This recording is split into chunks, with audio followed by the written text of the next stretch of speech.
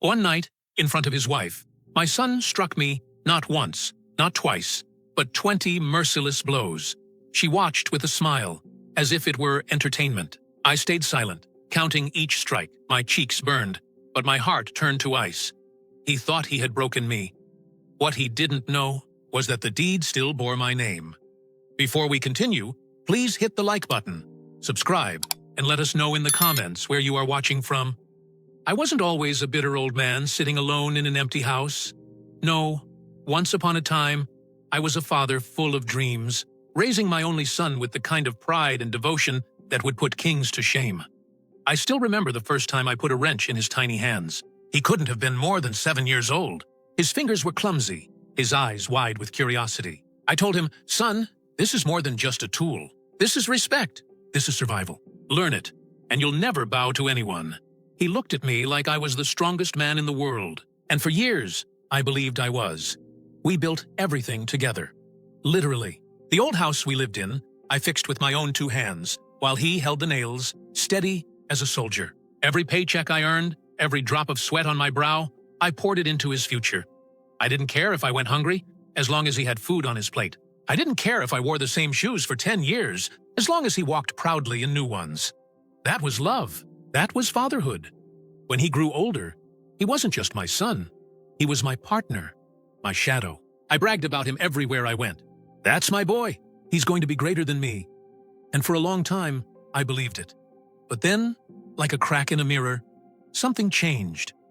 It started with little things. He stopped asking for my advice. He stopped coming into the garage when I worked on cars. His laughter, the sound that used to fill the house, became rare, replaced by whispers over the phone with someone I didn't know yet. And then, he introduced me to her, his wife. At first, I welcomed her with open arms. She was polite, her smile sweet, her words dripping with honey. She called me Papa and acted like she wanted to learn from me. But beneath those smiles, I saw it. The glimmer in her eyes that wasn't love. It was something else. Calculation. Ambition. I brushed it off. Maybe I was paranoid. Perhaps I was just afraid of losing my son to another woman, the way fathers sometimes do. But I should have trusted my gut. Because slowly, carefully, like a spider weaving its web, she began to pull him away from me. He stopped sitting with me for tea. He stopped laughing at my old jokes. He stopped asking about my day. And every time I tried to talk, she was there, smirking in the corner, her arm hooked through his like a chain. One evening, as I was repairing a broken cabinet, I overheard them whispering in the next room. Her voice was sharp, cold.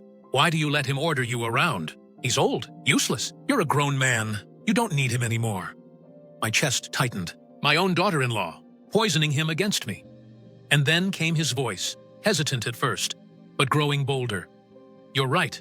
Maybe it's time I stopped being his little boy. Maybe it's time he respected me for once." Respected him? Hadn't I given him everything? My youth, my labor, my very soul? That night, I couldn't sleep. I stared at the ceiling, the shadows dancing above me, and wondered where I'd gone wrong. But the truth? I hadn't gone wrong. He had. And soon, I would find out just how deep that betrayal went. I wasn't always a bitter old man sitting alone in an empty house. No. Once upon a time, I was a father full of dreams, raising my only son with the kind of pride and devotion that would put kings to shame. I still remember the first time I put a wrench in his tiny hands. He couldn't have been more than 7 years old. His fingers were clumsy, his eyes wide with curiosity. I told him, "Son, this is more than just a tool. This is respect. This is survival. Learn it, and you'll never bow to anyone." He looked at me like I was the strongest man in the world, and for years, I believed I was.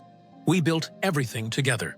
Literally. The old house we lived in, I fixed with my own 2 hands, while he held the nails, steady as a soldier. Every paycheck I earned, every drop of sweat on my brow, I poured it into his future. I didn't care if I went hungry, as long as he had food on his plate. I didn't care if I wore the same shoes for 10 years, as long as he walked proudly in new ones. That was love. That was fatherhood. When he grew older, he wasn't just my son. He was my partner, my shadow. I bragged about him everywhere I went.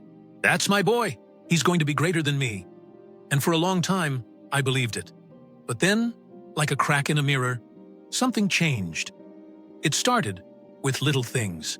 He stopped asking for my advice. He stopped coming into the garage when I worked on cars. His laughter, The sound that used to fill the house became rare, replaced by whispers over the phone with someone I didn't know yet. And then he introduced me to her, his wife.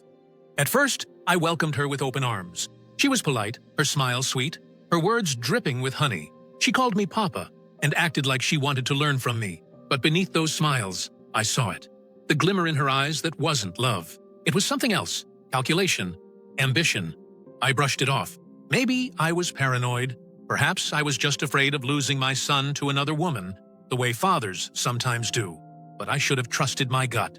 Because slowly, carefully, like a spider weaving its web, she began to pull him away from me. He stopped sitting with me for tea. He stopped laughing at my old jokes. He stopped asking about my day. And every time I tried to talk, she was there, smirking in the corner, her arm hooked through his like a chain. One evening, as I was repairing a broken cabinet, I overheard them whispering in the next room. Her voice was sharp, cold. "Why do you let him order you around? He's old, useless. You're a grown man. You don't need him anymore." My chest tightened. My own daughter-in-law, poisoning him against me. And then came his voice, hesitant at first, but growing bolder. "You're right. Maybe it's time I stopped being his little boy. Maybe it's time he respected me for once." Respected him? Hadn't I given him everything?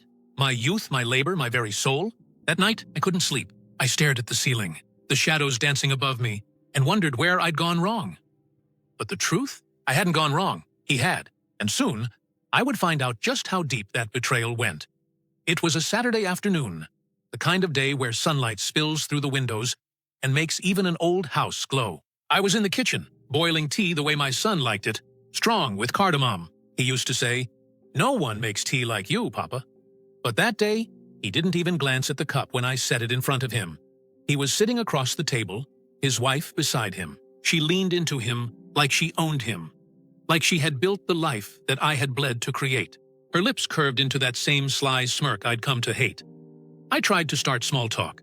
"So, son, how's work? Did the manager finally give you that promotion?" He didn't answer. Instead, he exchanged a look with her. A silent conversation passed between them before he spoke. "Papa," he said, his voice flat, "you need to stop treating me like a child. I'm not your little boy anymore." His words stung, but I forced a smile. "I never treated you like a child, son. I treated you like my partner, my equal." But he slammed his hand on the table, making the cups rattle. "No, you treat me like your servant. You want me to bow to you, to follow your rules, like you're some kind of king in this house." His wife chuckled softly, her manicured hand resting on his arm. "He's right, you know. You still talk to him like he's 7.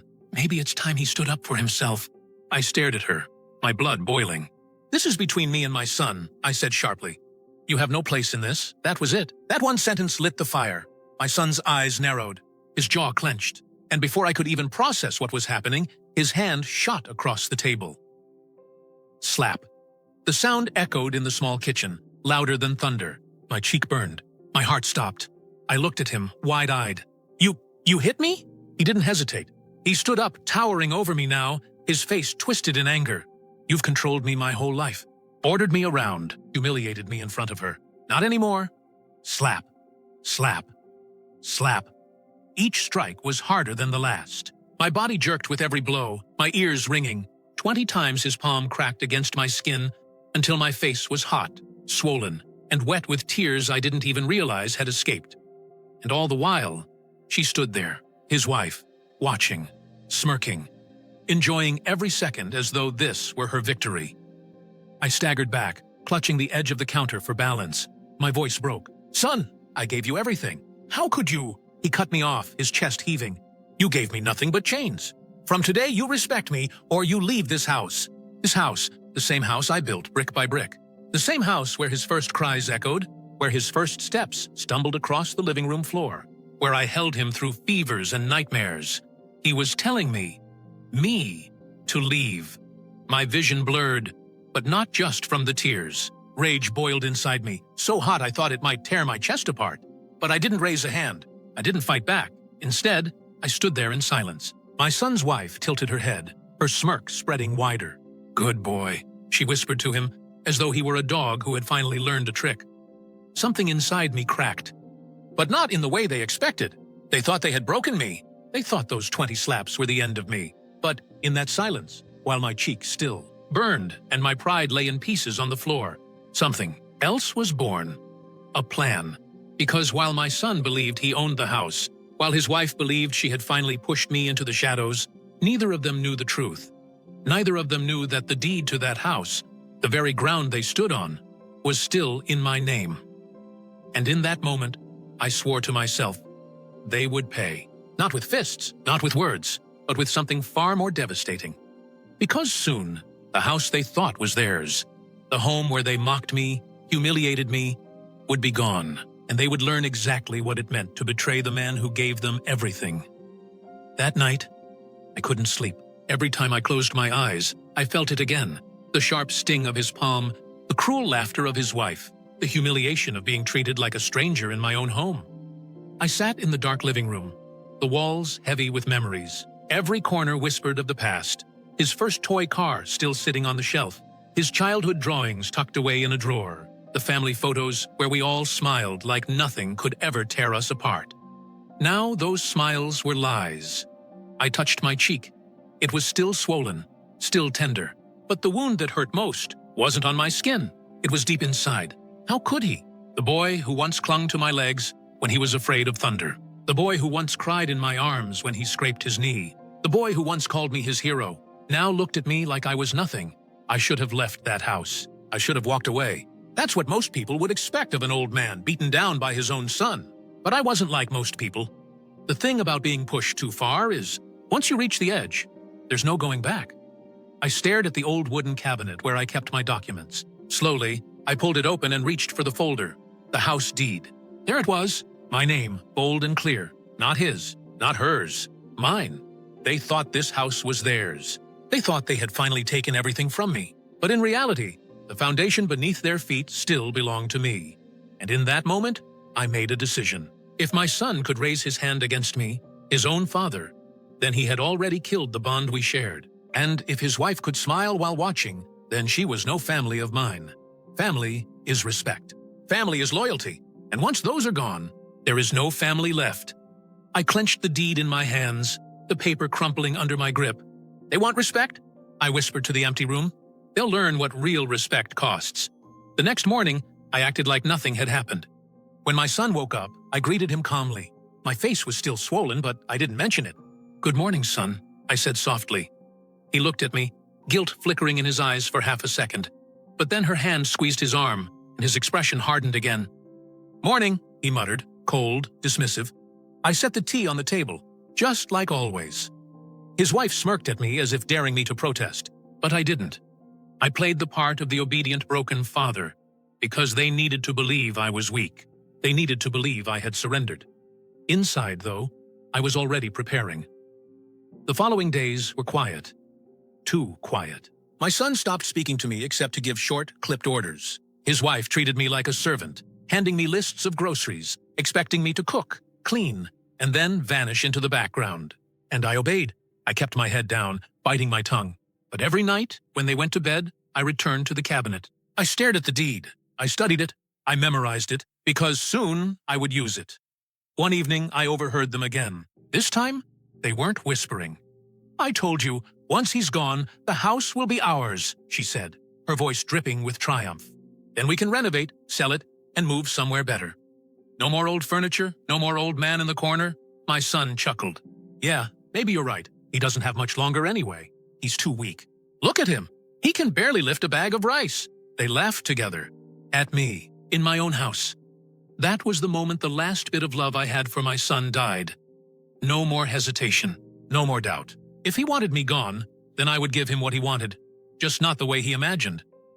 The very next morning, I dressed neatly, combed my hair, and walked out of that house with the deed tucked safely under my arm. The air outside felt different, sharper, cleaner. For the first time in years, I felt alive. As I headed to the lawyer's office, one thought repeated in my mind like a drumbeat. He thinks I'm weak. He thinks I'm finished. But he has no idea who raised him. He has no idea what I'm capable of. And as I stepped into the office, the lawyer looked up, surprised. "Mr. Khan," he said, "what brings you here today?" I placed the deed on his desk. "I want to sell my house." And that was the moment the game changed. Because while my son thought he had beaten me into submission, I was about to pull the ground right out from under his feet. The lawyer adjusted his glasses and frowned at the papers. "You want to sell the house?" he asked, as if he hadn't heard me correctly. "Yes," I said firmly. "Every brick, every inch, it's mine. And I want it gone." He hesitated. "But this is your residence, Mr. Khan. Where will you go?" I leaned forward, my voice low but steady. "Don't worry about that. Just make sure it sells fast. I don't care about the price." The lawyer studied me for a long moment, then nodded. "If you're sure." Oh, I was sure. I walked out of his office feeling lighter, as if a heavy chain had been cut from around my neck. For years, that house had been my pride, my fortress. Now, it would be my weapon. The next few days, I lived a double life. To my son and his wife, I was the obedient father again.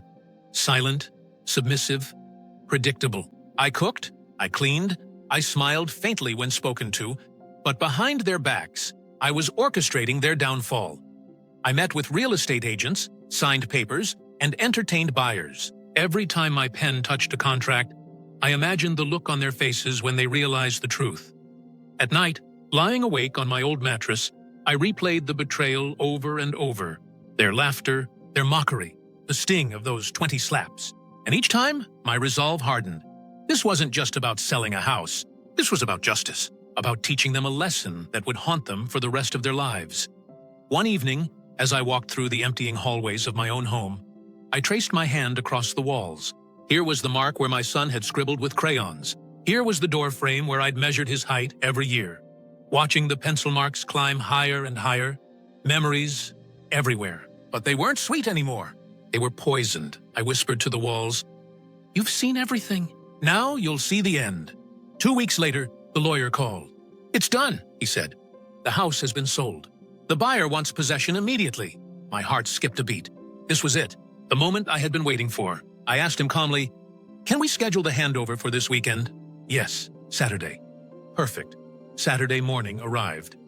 I woke before dawn, dressed neatly, and brewed tea for myself, strong, with cardamom, the kind I used to make for him. I drank it alone, savoring every sip like it was the taste of freedom. Then I waited. Around 10 o'clock, I heard the rumble of trucks outside. Movers. The buyer had arrived. I stood at the window as men carried boxes and furniture into the house. My son came rushing into the hallway, confusion written all over his face. "Papa, what's going on? Who are these people?" His wife appeared behind him, her smile faltering for the first time. "Why are strangers bringing things into our house?" I stepped into the center of the room, holding the folded deed in my hands. "They're not strangers," I said quietly. "They're the new owners." For a moment, silence. Then chaos. "What the hell are you talking about?" my son shouted. "This is our house," his wife screeched, her voice sharp with panic. I opened the deed and held it up. "No, this house was mine. Always mine. You thought you owned it. You thought you controlled me. But today, you'll learn the truth. This house doesn't belong to you anymore. It belongs to someone else." His face turned pale, his mouth opening and closing like a fish gasping for air. You sold it?" I nodded slowly. "Yes. Every wall, every room, every memory. You've lost it all."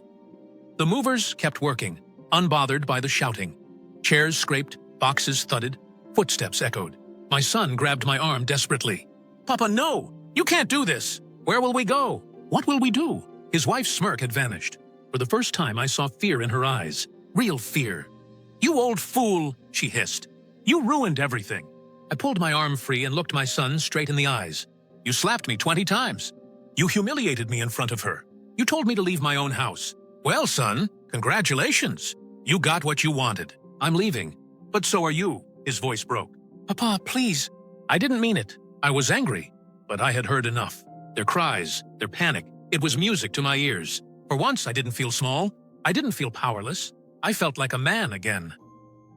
As the movers emptied the rooms, my son fell to his knees, clutching his head, while his wife stormed out, shouting curses into the street.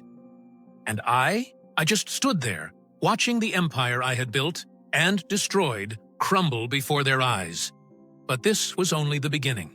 Because as the house emptied and their world collapsed, a darker truth was waiting to be revealed, one that would tear them apart even more.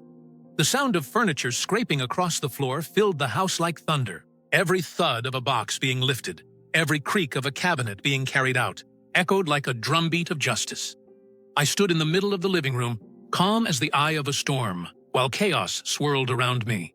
My son was pacing back and forth, his face flushed red, veins bulging in his neck. "No, no, this isn't happening," he shouted, running to the movers. "Stop, this is our house. You can't take this stuff." The movers didn't even look at him. They had their orders. The new owners had paid, and their job was clear. His wife grabbed my arm and shook me violently. "Tell them to stop. Tell them this is a mistake." Her nails dug into my skin, but I didn't flinch. I looked at her coldly. The mistake was thinking you could mock me in my own home. The mistake was thinking you were safe under my roof. She pulled back as if my words had slapped her harder than I ever could. Then the doorbell rang. Everyone froze. One of the movers opened the door, and in walked the new owners, a young couple with their 2 little children. They smiled politely, oblivious to the storm inside. "Hello, Mr. Khan," the man said, shaking my hand warmly. "We're so grateful you accepted our offer. This house will be perfect for our family." Behind me, my son's knees nearly buckled. His wife let out a strangled cry. "This is a misunderstanding," she yelled, pointing at them. "This house is ours." The man frowned, confused. "But we just signed the papers yesterday." He turned to me for reassurance. I handed him the deed. "It's true. This house is yours now. Congratulations." The couple's children ran inside, laughing, exploring the rooms that were once my son's kingdom. Their little feet pattered against the wooden floors, and the sound was like victory bells ringing in my ears. My son's wife collapsed onto the sofa, clutching her head. "No, no, this can't be happening." And then I struck the final blow. I walked up to my son, who was trembling, sweat dripping down his forehead. His lips quivered, as if searching for the right words. "Papa," he whispered, his voice broken. "Please, forgive me." "Don't do this! We'll change." "I'll change." I stared at him long and hard, searching his face. But all I saw was the boy who raised his hand against me. The boy who laughed at my pain. The boy who forgot every sacrifice I made. "Forgive you?" I said softly. "I forgave you the first time you raised your voice at me. I forgave you when you stopped visiting. I forgave you when you abandoned me for her." I leaned closer, my voice turning cold. "But when you slapped me 20 times, you killed the father you once had, and now you've lost the house he built with his blood." His wife screamed in rage. "You old man! You think you've won? You'll regret this! You'll have nothing too!" I turned to her with a calm smile. "I may have nothing, but at least I still have my dignity, something you'll never understand." The young couple looked uneasy at the scene, but I reassured them. "Don't worry. By tomorrow, they'll be gone." I looked back at my son and his wife. "Pack your things. You have one night. By sunrise, this house will no longer be yours to breathe in."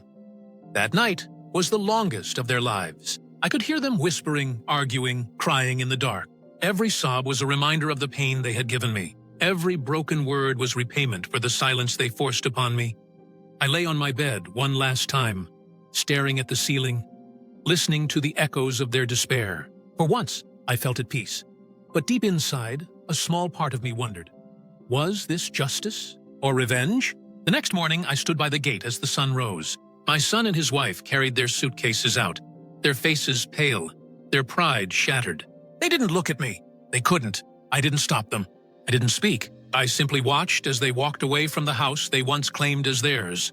And as they disappeared down the road, I whispered to myself, "This chapter is closed." But I was wrong, because that wasn't the end. That was only the beginning of what their betrayal would cost them. As they left with nothing, I thought justice had been served. But fate had one more cruel twist in store, something that would change the story forever. The house was quiet, too quiet. For years, it had echoed with the sounds of footsteps, laughter, arguments, and life itself. But now, as I walked through the empty rooms, there was nothing but silence, and the faint smell of fresh paint from the renovations the new family had begun. I should have felt victorious. I should have felt free, and in some ways I did. I had taken back my power, my dignity, and my voice. My son and his wife had paid dearly for their cruelty. But revenge, I soon discovered, is a strange companion. It gives you fire in your veins when you need it. But once it burns out, all that's left is the smoke. The young couple who bought the house treated me with kindness. They often invited me for tea, saying, "Uncle, you built this place with your hands. You'll always be welcome here." Their children called me Dada Ji and ran to hug me whenever I visited. Their laughter was pure, untainted by greed or betrayal. In their innocence, I found a strange sort of comfort. Yet, late at night, when I returned to my small rented room in a modest apartment nearby, the silence pressed against me. My bed was smaller, my walls bare. The comforts of my old life were gone. I had given up the house willingly, yes. But sometimes I couldn't help but wonder, had I given up too much? One evening, weeks later, I heard a knock at my door. I opened it to find my son. His clothes were wrinkled, his beard unkempt, his eyes hollow. He looked nothing like the proud man who once ruled over my house. His wife wasn't with him. For a long moment, neither of us spoke. Then, in a voice barely above a whisper, he said, "Papa, I'm sorry." The words hung in the air like a fragile bird, ready to break apart at the slightest touch. I wanted to slam the door. I wanted to scream. But instead, I stepped aside and let him in.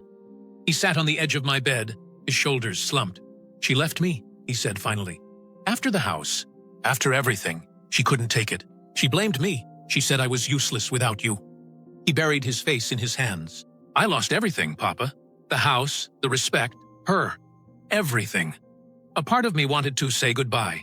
A part of me wanted to remind him of the 20 slaps, the humiliation, the laughter in my own living room, but another part of me, the part that still remembered, him as a boy with crayons in his hand and dreams in his eyes, felt a pang of sorrow. "I don't expect forgiveness," he whispered. I just wanted you to know. You were right. I was wrong. I see it now." He looked up at me, his eyes red. "Papa, I don't have anyone else. Can I stay here for a while?" My chest tightened. This was the moment. The true test. Revenge had given me power once, but now, mercy, or rejection, would define what kind of man I was. I turned away, staring at the small window of my rented room. Outside, children were playing cricket in the street, their laughter echoing. Life moved on, uncaring of our broken hearts. "Papa," he said softly, his voice trembling. I closed my eyes. The past screamed at me. The slaps, the betrayal, the pain. But my heart whispered something else. I took a deep breath and said, "You can stay. But understand this. I am not the weak old man you once mocked. If you're here, you live with respect. No more insults. No more cruelty. Only truth." He nodded quickly, tears streaming down his face. "Yes, Papa, I promise. I swear." That night, as I lay awake, I realized something profound. Revenge had taught him fear, but forgiveness, true forgiveness, might teach him change. And maybe that was the real justice. Not stripping him of everything, but forcing him to confront the man he had become. For the first time in years, my son slept under my roof. Not as a master, not as an owner, but as a broken man seeking redemption. But deep in my heart, I couldn't shake one question. Would he truly change? Or was this only the calm before another storm? For weeks, my son stayed with me. He cooked for me, washed the dishes, even massaged my feet at night.